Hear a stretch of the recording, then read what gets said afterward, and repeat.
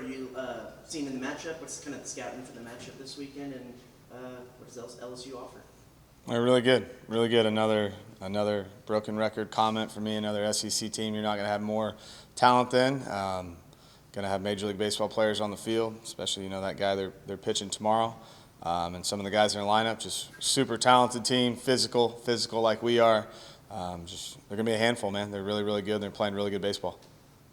What have you seen on tape from LSU starter Tate Anderson, and what kind of problems is he going to present tomorrow night? He throws 4 different pitches. He's got, it starts with a really good fastball, really good slider, really good changeup, really good curveball, and he throws a lot of strikes, fills it up. I mean, he's got really good numbers, a lot of strikeouts, similar to like a Liam Doyle type of, maybe not quite as many per inning, but just super talented, super talented. We're going to have to really compete, get our pitch, and not miss those pitches when he throws them. He's going to give us strikes to hit, but it's going to be about the ones that we can handle. And he's going to get his, right? Like a guy like that usually don't come out and blitz. So it's going to be about timely hitting and guys having great at-bats when you need them to have great at-bats. When you first got here that first summer and Jace committed here after he had been committed to LSU, just how big was that for what y'all were able to do, just kind of laying the ground just those first few months? Yeah, I mean, you always want to get good players, and especially a guy like him. I remember the last conversation we had, because we talked a lot, and just from like a hitting standpoint, what I felt like he could do, just like any recruiting spiel, you try to say what you feel like he could do here over another place, and he, I'm glad we got him. I mean, he's obviously, he's one of the best players to ever play here, the home run record. So yeah, getting a guy like that away from any school is really big, and just with the coaching change deal definitely helped the situation, but.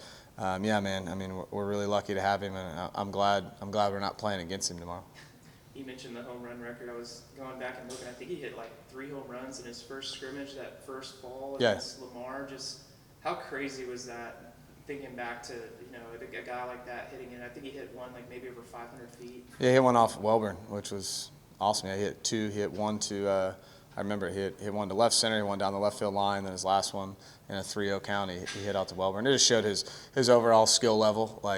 And a guy like that, when you have that type of power, I don't know how much his powers went up, but he's become a better hitter, become more mature at the plate. Yeah, and then just specifically to this year, where have you seen him grow the most this season particularly?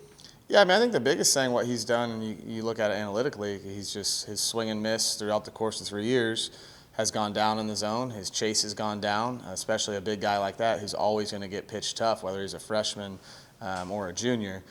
Just pitch selection and swing and miss and all the things that you try to pick apart against a power hitter.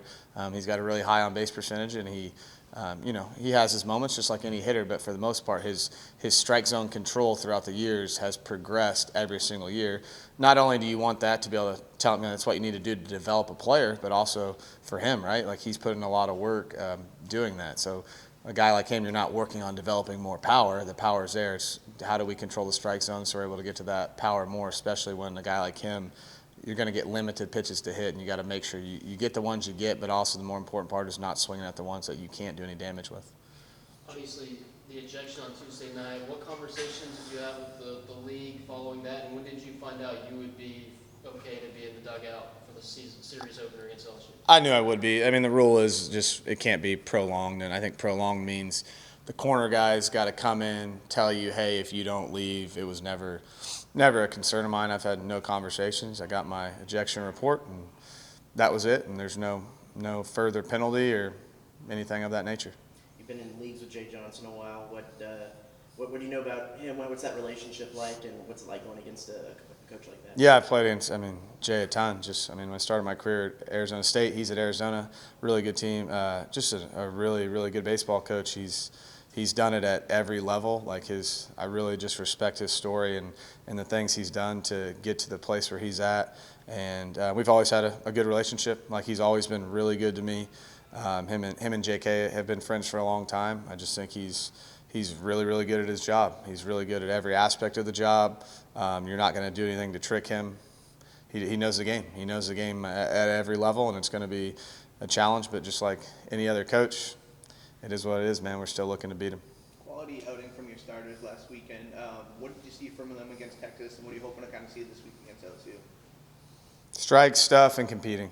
Period. That's what it is. Like you gotta compete in the strike zone. You gotta compete with stuff against good teams. So, and our guys do that, and just doing it at a consistent level, inning by inning, being able to go against the batting order 2, 3, 4 times, and be able to go at them.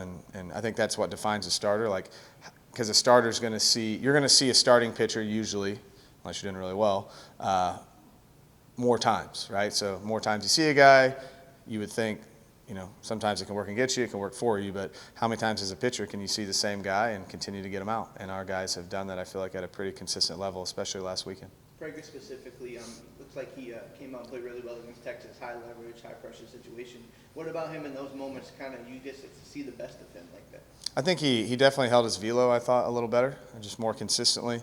And just with the off-speed pitches, he was getting him down in the zone more consistently as well. He wasn't leaving him up in one spot, so he's getting some more depth on the changeup, getting more depth on the slider. So I think just consistently through better off-speed pitches.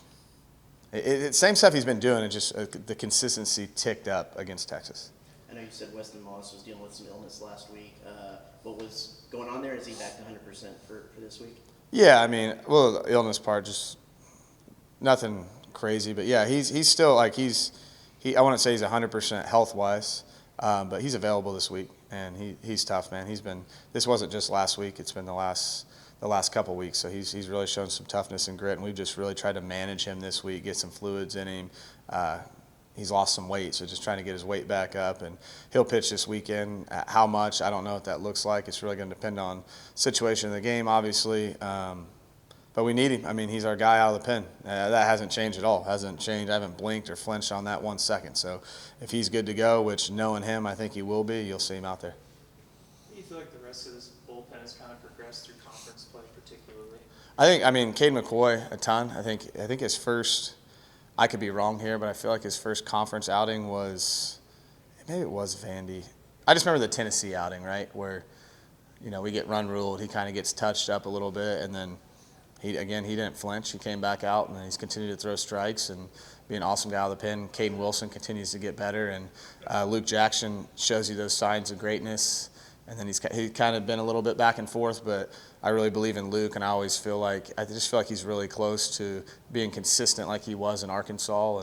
And just with Texas, he just missed the strike zone a few times, and we didn't have time to let him work out of it, you know what I'm saying, in that situation. So I think they've gotten better. We just need them all to be more consistent. And it's like Caden Wilson, okay, I've seen you throw now the last 3 or 4 times. That's what I expect. Caden McCoy, that's what I expect. So whenever I put a guy in the game, a lot of it's usually based on their last outing. When we put them in, and they expect it too. Like, we expect you to do what you perform the way you did the outing before. And we just got to be more consistent on that. And I think we have. I think we were at Texas, excluding Weston, which I think, when you're pitching so good, sometimes you just have games, man. So that doesn't concern me at all. But I just think we got to continue to get better, continue to grow. Is McCoy dealing with something too? Yeah, he has a torn meniscus. He tore it in warm-ups at Arkansas.